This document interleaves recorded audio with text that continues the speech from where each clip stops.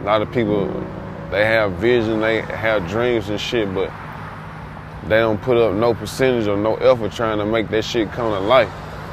It's just like you being a workaholic, bro. It's like it ain't no telling where you end up in life. You know what I mean? Like you a workaholic and can't shit stop you and slow you down from getting your work done. It ain't no telling what you be in life. You know what I mean? Don't let your environment like determine or control what you're gonna be when you grow. Man, you know, I be juggling. You know what I'm saying? I juggle a lot. I play a lot of positions. You know what I mean? So, my mentality when I do start to be like, damn, this is a lot. You know what I'm saying? It's just like, you know, that's what it's supposed to feel like.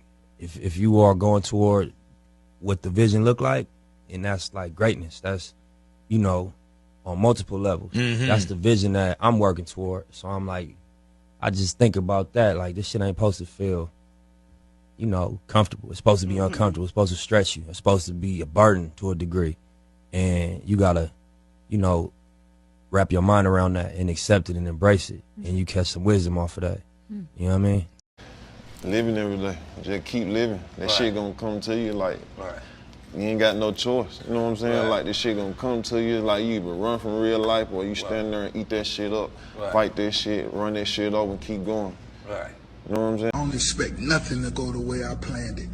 I anticipate any shortcomings or anything that could happen. So if they do, I deal with them like I was prepared for them. I deal with them like they was a part of the plan.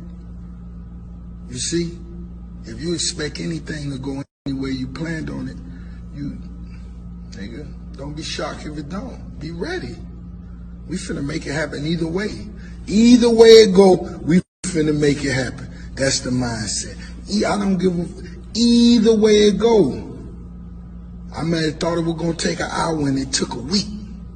I don't give a fuck, as long as the end result is I got it done. That's it. Scratch that off the bucket list. We moving on to the next one. Did you ever get down where it was like, man, this ain't gonna work? Or, you know? That's why I call my thing the marathon, because I'm not gonna lie and portray this ultimate poise like I've had it figured out. Nah, I just didn't quit. That's the only distinguishing quality from me and probably whoever else going through this or went through this or is gonna go through this, is that I ain't quit. I went through every emotion. I went through every emotion with trying to pursue what I'm doing. You know what I mean? And I think that what gonna separate whoever's gonna try to go for something is that you ain't gonna quit. Unless, you know, you're gonna really take the stance if I'm gonna die behind what I'm getting at right now. By not giving a damn, you don't care about nobody doubting you. You don't care about nobody supporting you, helping you, none of that. So it give you this fire to make you just go blaze, go do whatever the hell you trying to do and be the biggest and the best at it. Man, this shit ain't hard. All you gotta do is work. Bottom line, like, work.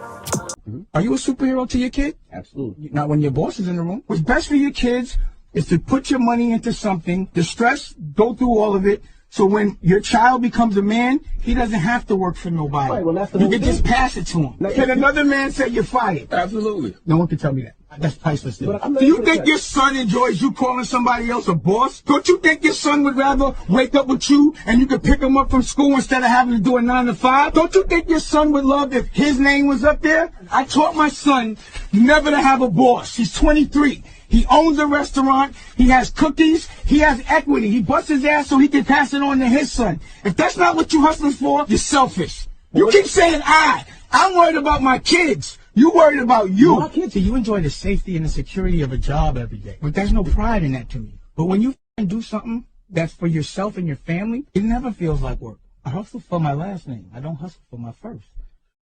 People got choices, right? So you're gonna look at what this group of people did and what the repercussions were and what the feedback was from doing this. And you're gonna look at what this group of people did and look at the feedback. You wanna go to jail for life? You wanna get killed? Do what we was doing. Right. You wanna get you some money, level up, create brands, build your team, get your family, get your homies on. Follow what we doing. It's your choice. It's like I know what I want, I know what I'm worth, and I know what I'm gonna do. And I know what all I'm doing right now, so I know exactly what predicted and what situation I'm gonna be in next year and 2 years from now. So you can't talk to me about like some money right now when it's like I don't know, bro. Like my mind just geeked up crazy as hell. And I see shit before it happens and I know exactly what I want. The reasonable man adapts himself to the world.